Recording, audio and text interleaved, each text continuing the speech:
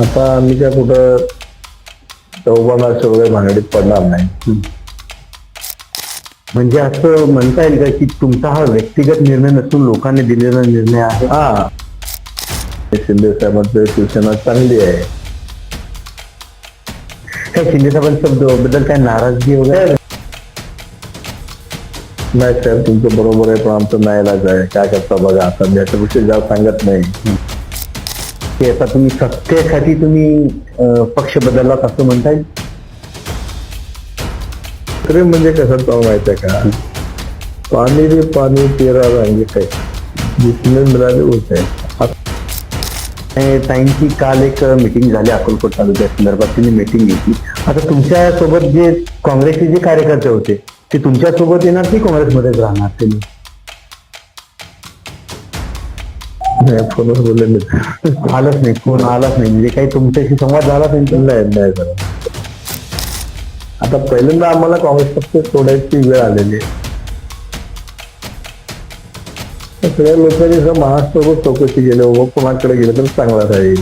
म्हणजे तुम्ही जबरदस्ती ढकलला गेलात असं म्हणायचं? हा माणूस जर समोर आला तर आम्हाला अडचण होईल.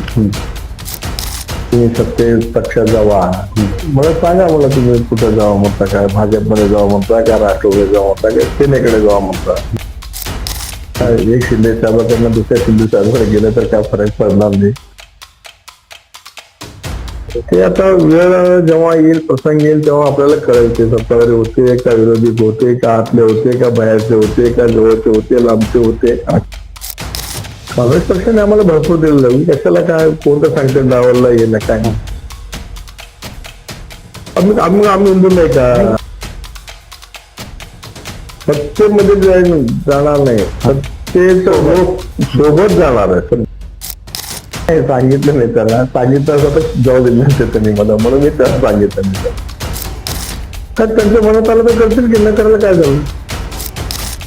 मला अगदी रिस्पेक्टिव्हली वागवले, आणि काही असू द्या किंवा साहेब असू द्या. वैयक्तिक आम्हाला जो त्रास होऊन आला तो कमी व्हावा. ते आमच्यावरच होते पहिले, त्यांचे वडील 5 इलेक्शन आमच्यावरच होते. काँग्रेस हिंदुत्ववादी नव्हता असं कोण म्हणतंय? विकास कसं चाललं, उलट विकास चालला मिळेल ना.